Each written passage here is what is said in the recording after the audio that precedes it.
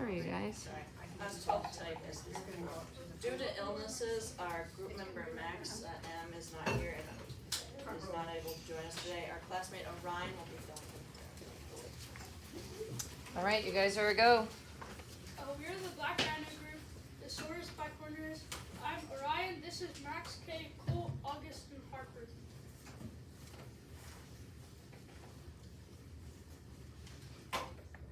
Black rhinos are dark gray or light gray. People think they are black gray, but they are black. They are not international. They are not. The International Rhino Foundation thinks its name comes from the dark colored dirt that covers the skin after wailing around the mud. Black rhinos have hooked lips.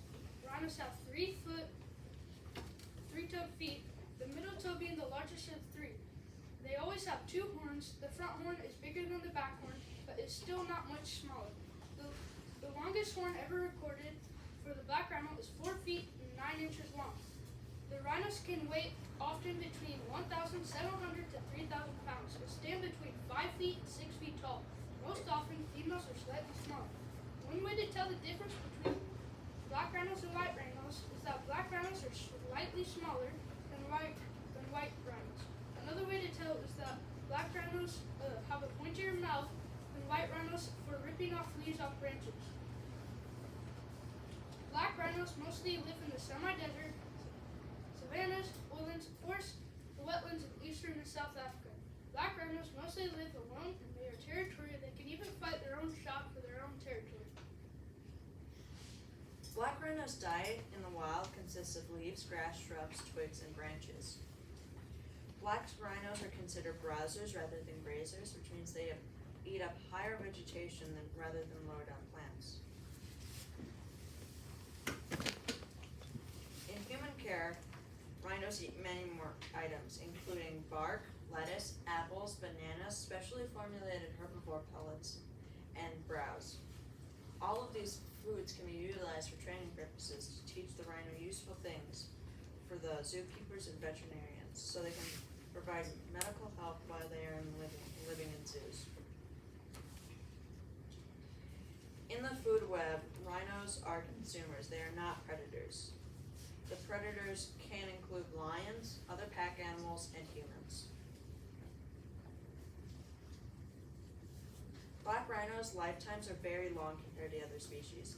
They can live around 20 to 35 years in the wild, and in zoos they can live 40 to 50 years. Black rhinos can live so much longer in zoos because they can get much better there, including medicine, special food, protection, and a place to live. While the care might be able to help them live longer, they do not have the benefits of being able to live in the wild. However, rhinos in zoos have never lived in the wild before, which means they really didn't know what it was like up there. Black rhinos are very solitary animals. They only come together to mate. The mothers will stay with their children for 2 to 3 years. The males will fight over females for mating purposes. They have basic social interaction, but still, if another male black rhino crosses onto a black rhino's land, they most often fight because they are territorial. Black rhinos mark their territory by urinating and defecating on the ground and rubbing it around with their feet. Black rhinos have many unique adaptations. Their horn, which is made of keratin, the same stuff in your fingernails. Black rhinos can grow their horns back. It can take 18 to 2 years depending on their age. Their skin is 2 inches thick. Their lips are also extra flexible, so they can wrap around twigs and take all the leaves off of them. Their feet also have a spongy fat in them, making it easier for them to walk. Their ears are also specially shaped so they can hear very well, making them have truly incredible hearing. All of these adaptations make the black rhino a truly unique creature that we should protect. According to the World Wildlife Fund, the current population of black rhinos is 2,421 individuals. Yet, just over 100 years ago, there could have been 100,000. From 1970 to 1992, there was the biggest decline in rhino population. over 96% of the population died off. The population went from 65,000 to 2,500 individuals, primarily due to intense poaching. Because of conservation efforts over the last decade, the black rhino population has increased by 28%. It is estimated by 2032, without an intervention left to survive on their own, the numbers could decline to approximately 296. In contrast, with human conservation efforts, that same year they are projected to reach around 8,943. The World Wildlife Fund believes that by the mid-2030s, there will be 10,000 black rhinos. This conservation to teach people about the black rhinos is vital to the world. Without help, the black rhinos could go extinct as early as 2032. There is primarily one direct threat to the black rhinos: poaching. Over the last century, poaching has proven to be the greatest danger to this species. Black rhinos have two horns, making them lucrative targets to the legal trade of rhino horn. This poses a significant issue because black rhinos rely on the horn for protection and to establish their territory against other male rhinos. When they lose their horns due to poaching, it severely impacts their right of way. For a rhino, horns determine the power that they have over others, meaning when a black rhino has its horn stolen, it has diminished its territorial control. Horns can also be used for socializing among rhinos. Without their horns, social engagements are reduced. But the most significant concern for a rhino that has lost its horns is that it becomes an easy target for predators, since horns are the rhino's only defensive mechanism for survival. According to Save the Rhino International, a conservation organization, dehorning a rhino, leaving 10% of its horn, can reduce the risk of being poached, since they will no longer be a good target without a significant horn. Areas in Africa have seen 29% reduction in dehorned rhinos being poached. However, it has also been documented that poachers, due to vengeance since horns are gone, will still kill the rhino and take the stub of its horn to sell. The stub alone is still worth money to the poachers. An indirect threat to the black rhino population is deforestation. Some causes of deforestation include the clearance of land for human settlement, agricultural production, and logging. This affects the rhinos because it shrinks their habitat, causing them to be forced to fight with other animals for valuable resources. Another large threat to the black rhinos is climate change, which can be disastrous for the rhinos as it makes their habitat too hot and dry to live in, making it hard for them to survive. These threats, while not directly impacting the species, can still significantly impact the black rhino population. In Africa, rhino horns are a main target for large amounts of poaching, due to the large quantities of rhino horn used in traditional medicine. This poses a giant problem for the rhinos. Each year, over 600 black rhinos are killed for the horns. For a reference, an average adult black rhino horn can sell for $75,000 to $195,000 in the black market. In China, they've used black rhino horns for thousands of years to treat arthritis, fevers, and other illnesses. Even in Vietnam, they've used black rhino horns. They believe that these horns can cure cancer, although there is no scientific evidence that these horns can successfully heal any medical conditions. This is a huge reason why so many black rhinos are killed for the horns all around Africa. People poach black rhinos to sell and trade the horns illegally for others to use in traditional medicine. This negatively affects these individuals, as many locals in Africa have high demand for this medicine. Companies that sell this special rhino horn medicine will have to shut down or slowly go out of business.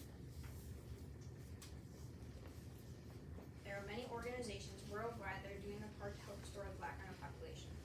Some big organizations helping these endangered species include Save the Rhino International, SRI, the World Wildlife Fund, WWF, and the International Rhino Foundation, IRF. These organizations are helping the black rhinos by mainly focusing on scientific research and educating people about the issues black rhinos are facing and the importance of the species. These organizations are helping zoos with captive breeding programs, which are slowly restoring the black rhino population.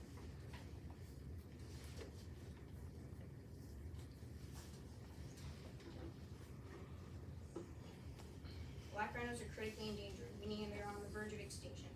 These rhinos are currently struggling for many reasons, but mainly because of the large amounts of poaching. The WWF is working with the local African communities to set up local conservancies to help restore the species. All around the world, these organizations are spreading awareness and have been teaching people about the poaching concern of the black rhinos. The zoos and rhino organizations are working on expanding protected land by securing national parks and reintroducing black rhinos to better, more suitable habitats. Today, the IRF is working on dispelling myths about the magical properties of rhino horn.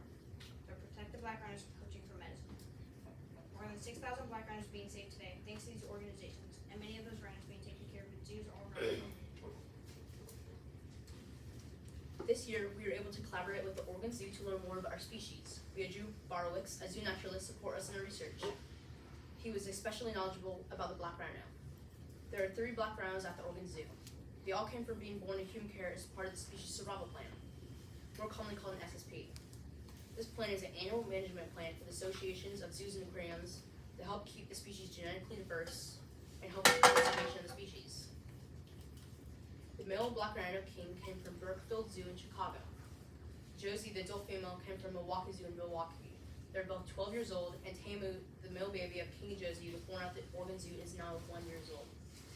King and Josie have been at the Oregon Zoo since 2021. Of course, there's not much room in human care as in the wild for the black rhino's habitat, but the Oregon Zoo does a good job of making the habitat feel comfortable. It is very nice habitat created with the black rhino's wild habitat in mind. The zoo had funding to help it make it as nice as possible, full of similarities to their habitat in the wild. These similarities are rocks, grass, and browse available to the rhinos. Zoos are very important to the survival of black rhinos. There are many feelings from people about animals living in the zoo.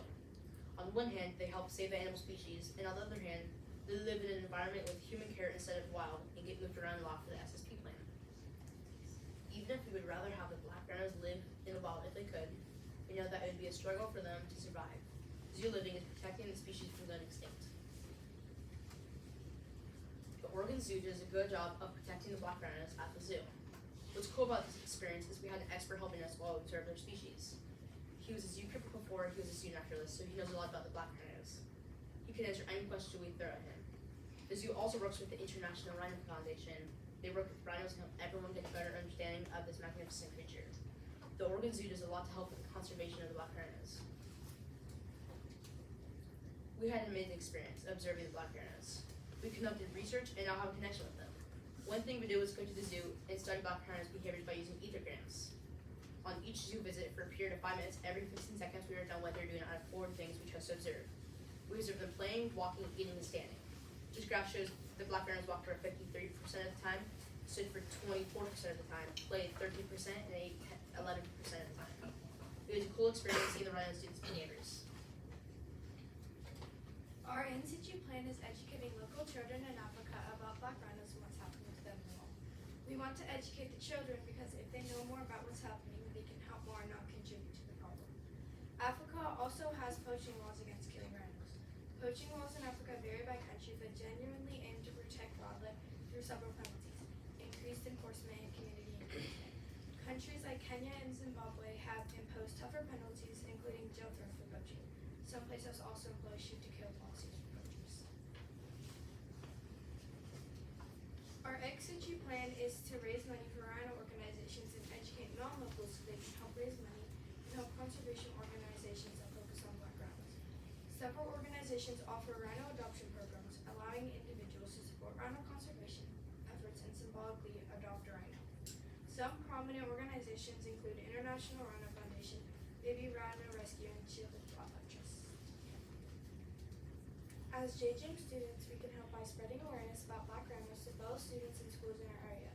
Additionally, we can raise awareness about the threats to black rhinos, including habitat loss due to land development and climate change, which leads to further declines in their populations. Another significant issue is poaching, which has been a major threat for many years and remains a serious problem, thus we should raise awareness about it. Special thanks to Mr. Weddle, Mrs. Weddle, Mrs. Olson, Miss Julie, Miss Izzy, Oregon Zoo, the panelists, and parent volunteers. Any questions?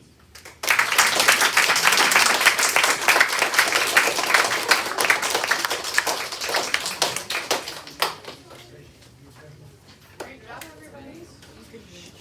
Thank you so much for sharing your presentation with us. I will ask the question I've been asking the other groups too, which is, how did your time at the zoo, or what was your favorite thing about your time at the zoo in terms of interacting with your species or just visiting the zoo in general? I'd love to hear it. I'd just say probably being at the zoo and having the experience of looking at the rhinos with the rams. Since in the past years people haven't been able to go to the zoo. They've been like put that.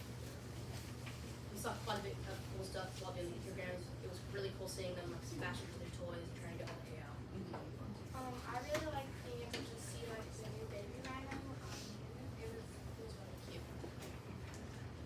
Personally, I love all of the rhinos, love seeing them all. But my favorite rhino or favorite thing I'd like to do while there was look at king male. Saw two rhinos, the king and the baby. So I know that when you did your ethograms, you did it just on King, the rhino, our male rhino. Did you also get a chance to observe Josie and Tamu? And if so, did you notice any differences in their behavior, even if you didn't record them on your ethogram? Personally, I do know that we did lose some of our ethogram papers, and I do not know, because I only did the ethograms on King, so I do not know if any of the other group members did any of the other rhinos, so. Yeah, I think we mostly focused on King because he would move around a lot and do more versus Josie would like protect him and they'd just be like laying around inside and shit. Yeah, they would mostly just kind of like walk around and they were mostly like kind of outside whenever we came. It's a little bit of a different behavior as the King was. Did you notice any interaction between Tamu and King, or was Tamu pretty much? They were separated. They were separated. That's what. Completely separated with the metal gate that they had at the Oregon Zoo, and then So a piece of wood so they The can't see mother and each other. baby has to be separated from No. the Yeah. males.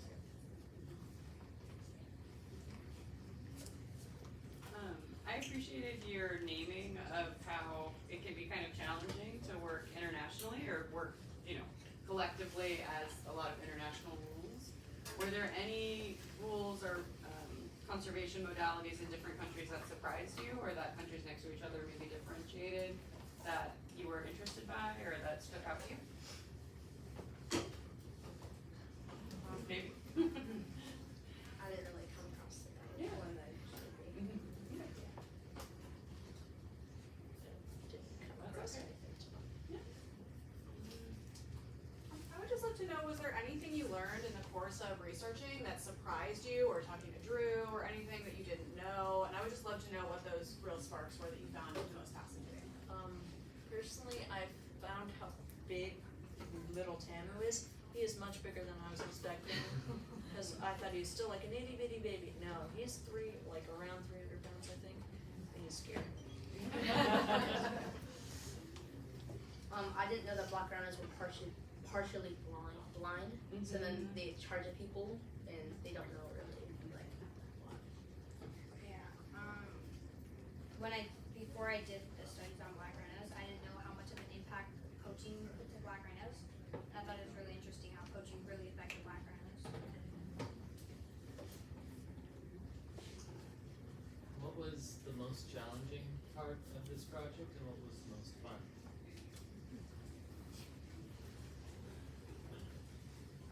I'd say the most challenging is finding the exact answer we wanted, like on research wise. And then I guess the funnest was just going to the zoo and having that experience. The most challenging was kind of getting a grasp on them at first, like getting all your information at the beginning. And then the funnest was, going to the zoo and seeing them live. Personally, the hardest part was for me, because I worked on the special adaptation slide, was figuring out how many they have, because they have so many. And the funnest part, definitely going to the zoo and seeing baby Tamu.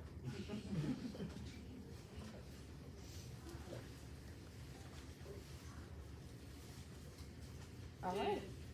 Oh, no, go ahead. Okay, sorry. Did any of you mentioned all the adaptations, was there one that you didn't mention that was particularly weird or interesting that you had to pick between so many, because I know they're kind of evolutionary weirdos. I don't remember all of them. Yeah. I think I mentioned most of them on there, like their really thick skin, their horns, 2 horns actually. Their feet, which has a spongy fat in them, which I actually didn't know at first, but I saw something somewhere else, seeing that elephants had that, and my brain was thinking maybe the rhinos had that, so I looked it up and found out they do. Oh, very cool. And pretty much nothing else. Yeah. All right, we got a question over here. Okay. Isn't there something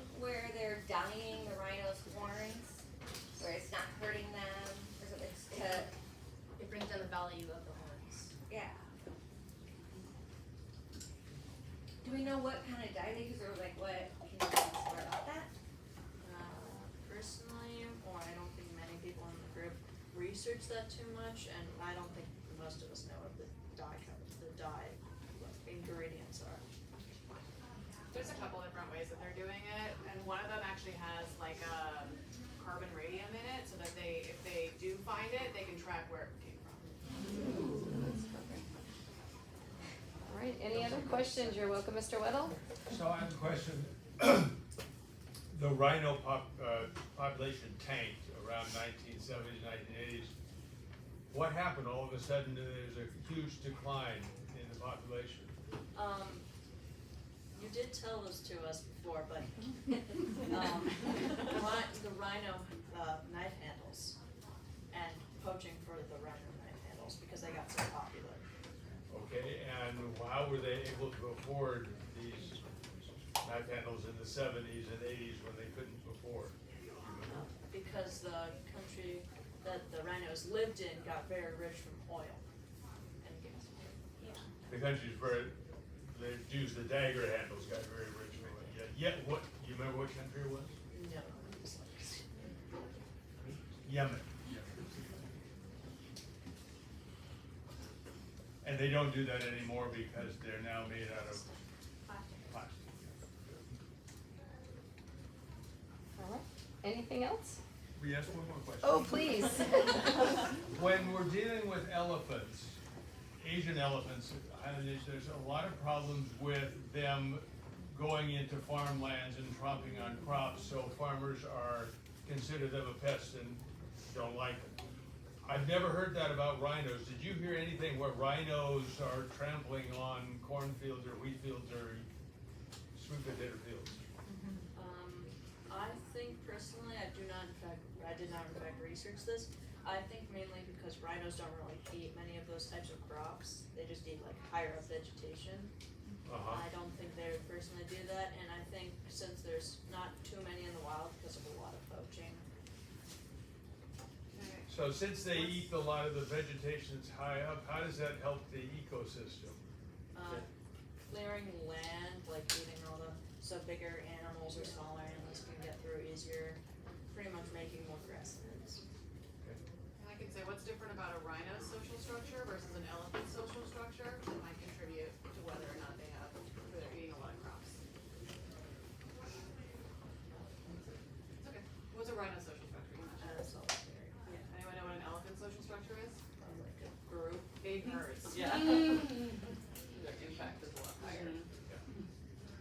And black rhinos tend to live in more grassland and arid environments, so crops aren't as prevalent in those spaces versus your Asian that kind of person. All right, any other questions or are we set? All right, you guys, really good job.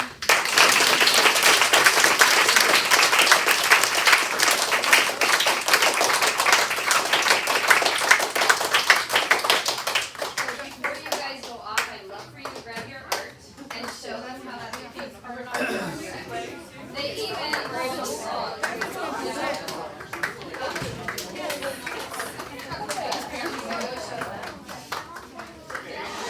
Seventh grade. All right, show them how to get on there.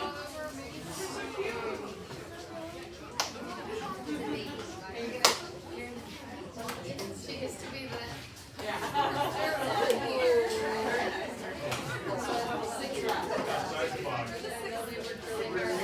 All right, well, thank you. All right, you guys may go ahead and go, and thank you for coming. And if you want to check in that or whatever, see you. Yeah, that you make me forget what I was going to say.